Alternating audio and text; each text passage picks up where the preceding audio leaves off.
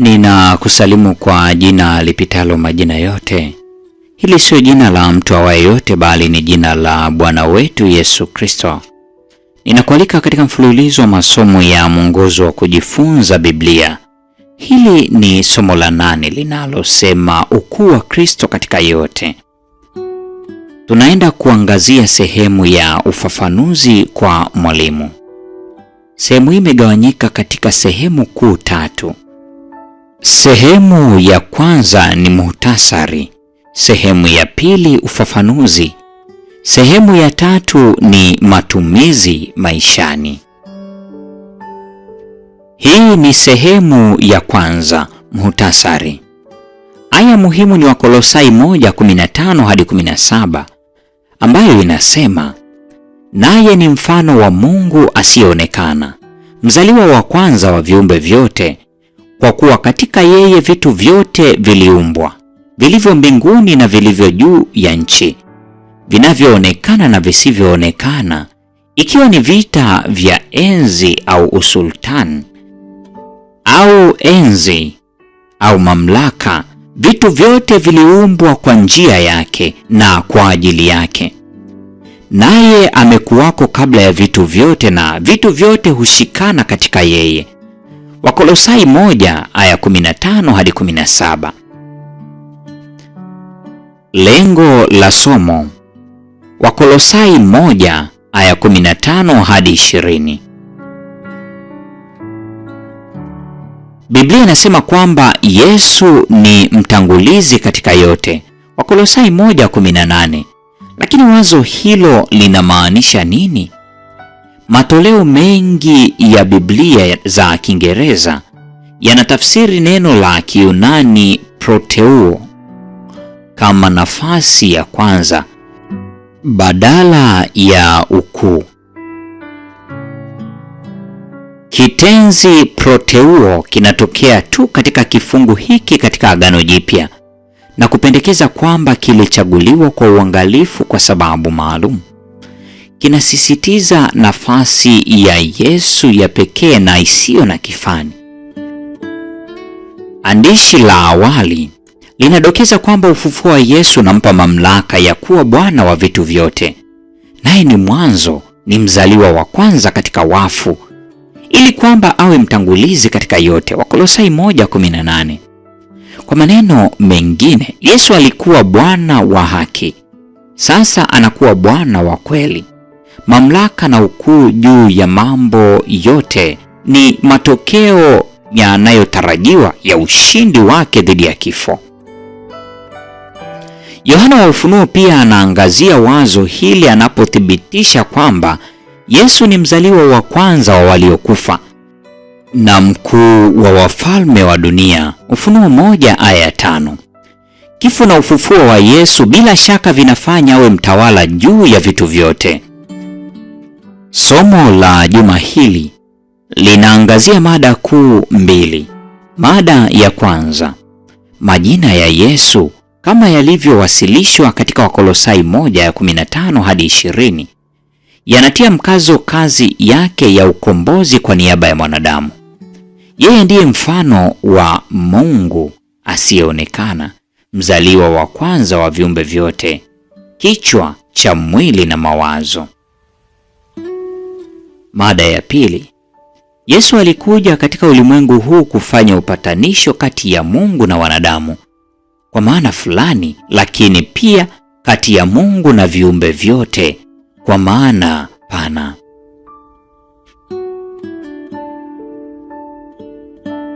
Sehemu ya pili, ufafanuzi. Kielelezo: mchungaji wa kanisa fulani huko Boston alikutana na mvulana mdogo mbele ya kanisa akiwa amebeba kizimba chenye kutu ambamo ndege kadhaa walipiga mabawa kwa woga. Mchungaji akauliza, mwanangu, umewatoa wapi hao ndege? Niliwatega huko shambani, mvulana huyo alijibu. Unaenda kuwafanyaje? Nitacheza nao, kisha nadhani watakuwa chakula cha paka wetu mzee aliyeko nyumbani. Mchungaji alipotaka kuwanunua, mvulana huyo alisema hivi kwa mshangao, "Bwana, huwahitaji. Ni ndege tu waliozeeka kiasi na hawawezi kuimba vizuri." Mchungaji alijibu, "Nitakupa dola 2 kwa ajili ya kizimba na ndege." "Sawa, nimekubali, lakini umevutia sana kwa upande wako." Mabadilishano yalifanyika na mvulana huyo akaenda zake akipiga mluzi, akiwa na furaha na sarafu zake zinazong'aa, mlango wa kizimba kidogo cha waya, na kuwaachia viumbe wanaosumbuka kuruka angani.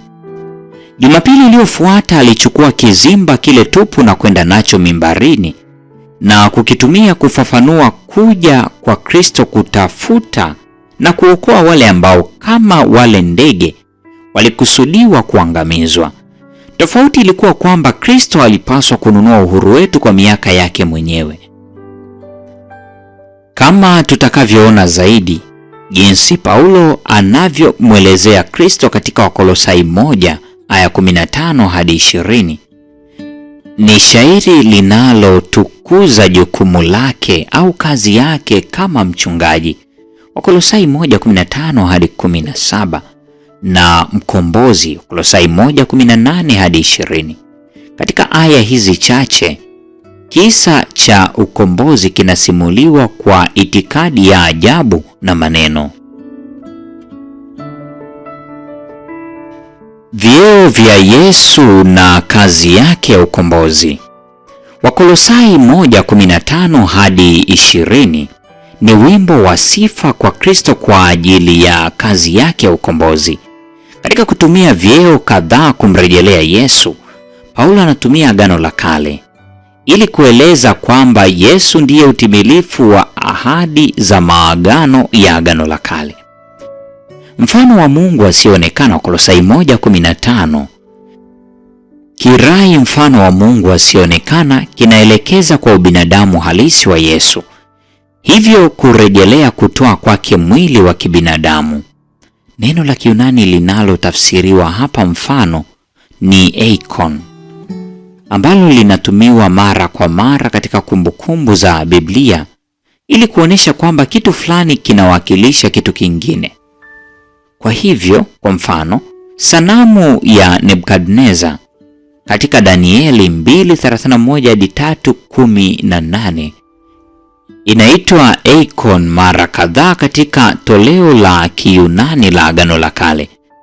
Kwa wazi, wazo la mfano linaweza kufuatiliwa hadi katika Mwanzo 1:26 na 27, ambapo Adamu anarejelewa kama aliyeumbwa kwa mfano wa Mungu. Yesu alikuja ulimwenguni kama Adamu wa pili ili kumwakilisha na kumfunua Mungu. Wazo hili linamaanisha kwamba ikiwa Mungu Baba angekuja ulimwenguni badala ya Yesu, angekuwa kama Yesu.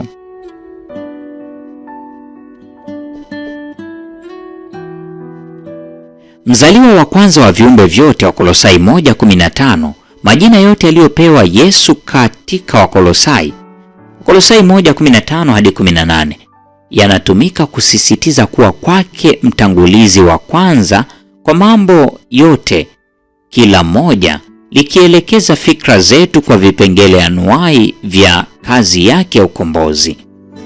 Cheo, mzaliwa wa kwanza wa viumbe vyote katika Wakolosai 1:15 kinaashiria cheo kinachofanana na hicho katika Wakolosai 1:18, mzaliwa wa kwanza katika wafu na kuhusiana nacho.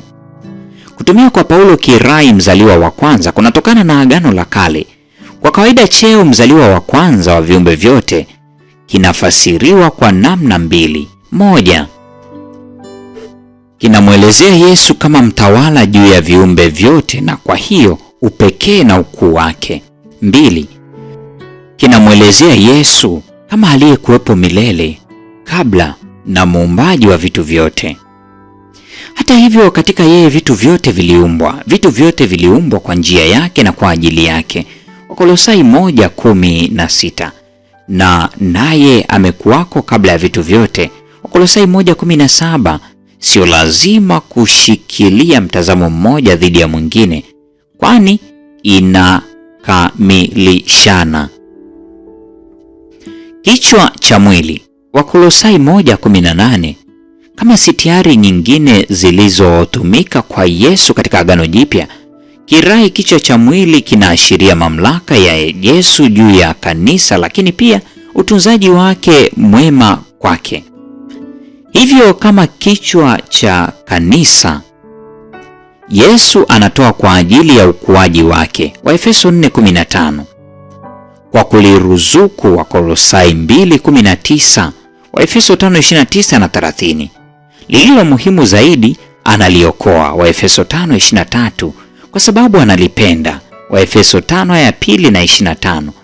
Kwa maana fulani, sitiari ya kichwa inafanana kabisa na mfano wa mchungaji.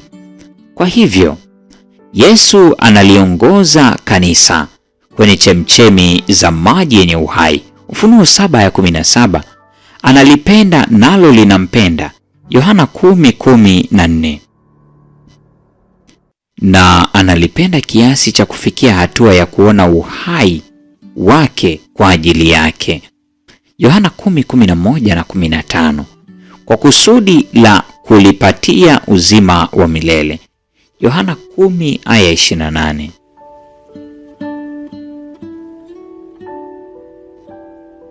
Mwanzo, Wakolosai 1:18, mfano wa Yesu kama mwanzo wa vitu vyote si mgeni katika Agano Jipya.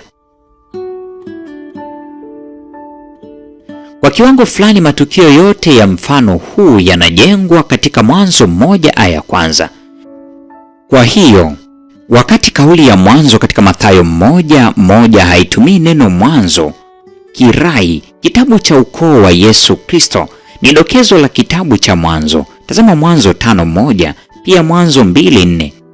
Injili ya Marko inaanza kwa kauli mwanzo wa Injili ya Yesu Kristo, Marko 1:1, ambayo kwa wanazuoni wengi ni ukumbusho wa Mwanzo 1:1. Injili ya Yohana inaanza na kauli hapo mwanzo kulikuwako neno, Yohana 1:1, na kuendelea, huyo mwanzo alikuwako kwa Mungu, Yohana 1:2. Vilevile Yohana anaanza waraka wake wa kwanza kwa kudokeza injili yake na kitabu cha Mwanzo. Waraka wa kwanza wa Yohana sura ile ya kwanza aya kwanza. Zaidi ya hayo anasema, mnamjua yeye aliye tangu mwanzo. Waraka wa Yohana sura ile ya pili ya 13 na 14.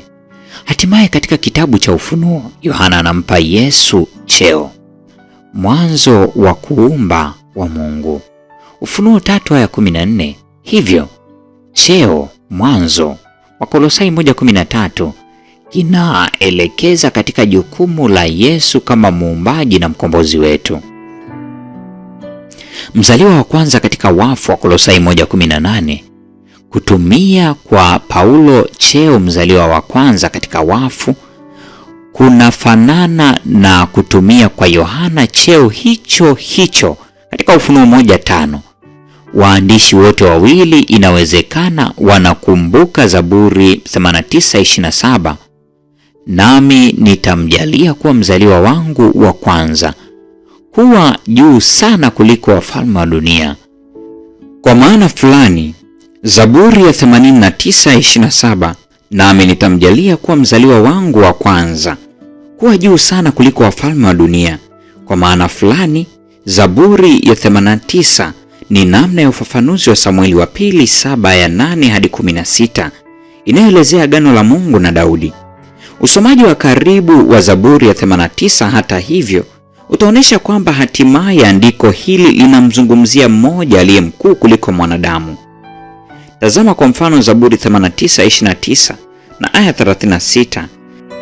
Agano Jipya linaeleza kwamba Yesu ni mwana wa Daudi. Tazama kwa mfano Mathayo 1:1 anapotumia cheo mzaliwa wa kwanza kwa Yesu, Wakolosai 1:18. Paulo anamrejelea kama utimilifu wa ahadi ya Mungu ya agano kwa Daudi. Kazi ya Yesu ya upatanisho. Yote aliyoyafanya Yesu, Wakolosai 1:15 hadi 18, yanasababisha kuwa kwake wa kwanza katika kila jambo, Wakolosai 1:18. Kulingana na Paulo, Kristo ni vitu hivi vyote kwa sababu katika yeye ilipendeza utimilifu wote ukae, Wakolosai 1:19. Kwa maneno mengine, Yesu alikuwa Mungu kikamilifu wakati ule ule alipokuwa mwanadamu kikamilifu. Kwa hivyo, alitimiza masharti muhimu ya kumpatanisha mwanadamu na Mungu, Wakolosai 1:20 hadi 22. Katika Waefeso sura ile ya pili ya 14 hadi 17, Paulo anatumia lugha ya upatanisho kuhusiana na wazo kwamba Yesu alikuja ulimwenguni kuwa amani yetu, Waefeso 2:14. Hivyo kufanya amani, Waefeso 2:15, na kuhubiri amani, Waefeso 2:17. Si mwanadamu pekee bali viumbe vyote vya Mungu vitafanyiwa amani na kupatanishwa, na mapatano kamili yatarejeshwa. Sehemu ya 3. Matumizi maishani. Tafakari juu ya mada zifuatazo kisha waombe wanafunzi wako kujibu maswali yaliyo mwishoni mwa sehemu hii. Katika Wakolosai sura ya kwanza 15 hadi 20, Yesu anaelezewa kama Bwana aliyetukuzwa na viumbe vyote. Yeye ndiye Bwana wetu. Ubwana wa Yesu unatokana na ukweli kwamba alifufuka toka katika wafu akiwa mshindi na kuwa mfalme na mwombezi wetu katika patakatifu pa mbinguni. Tunaweza kumwamini na kujisalimisha kwake kabisa, tukitumaini kwamba ataturejesha katika mfano wake. Paulo anasema kwamba Mungu alituchagua tangu asili tufananishwe na mfano wa mwana wake, ili yeye awe mzaliwa wa kwanza miongoni mwa ndugu wengi. Katika Kristo tunayo ahadi ya urejeshaji inayojumuisha yote kwa damu ya msalaba wake. Sasa tuna amani na Mungu, Kolosai 1:20. Kama Isaka alivyotabiri karne nyingi zilizopita, Yesu alikuja kuwa mfalme wa amani. Isaya 9:6 alinganisha na Waefeso 2:14. Zaidi ya hayo, Isaya asema adhabu ya amani yetu ilikuwa juu yake. Isaya 53:5. Katika Warumi 5:10, Paulo anathibitisha kwamba tulipokuwa adui tulipatanishwa na Mungu kwa mauti ya mwana wake. Biblia inatufundisha kwamba Yesu ni muumbaji na mkombozi wetu. Alikuja katika ulimwengu huu na kufa msalabani ili kutununua turudi kwake. Yeye aliyetuumba, Yohana 1:1 hadi 3, ndiye yule aliyekuja katika mwili, Yohana 1:14, kutoa nafsi yake iwe fidia ya wengi, Mathayo 20:28. Kupitia kifo na ufufuo wake, alishinda dhambi na kifo na kuwa mtangulizi katika yote mbinguni na duniani. Hivyo, kwa sababu vitu vyote vyatoka kwake, viko kwa uweza wake, tena vitarejea kwake. Utukufu una yeye milele. Amina. Warumi 11:36. Maswali. Swali la kwanza, inamaanisha nini kufananishwa na mfano wa Yesu? Ni kwa njia zipi za kivitendo unaona kazi ya mabadiliko kwa neema ya Mungu ikitokea katika maisha yako? Swali la pili, Yesu ni Bwana wa maisha yako kwa namna gani? Kuwa kwake mtangulizi katika yote kuna maanisha nini kwako? Kuwa kwake mtangulizi katika yote kuna kupaje tumaini? Huo ndio mwisho wa tafakari hii ya ufafanuzi kwa mwalimu. Bwana akubariki, Bwana atubariki sote, na neema yake idumu kwa pamoja nasi sasa na hata milele. Amina.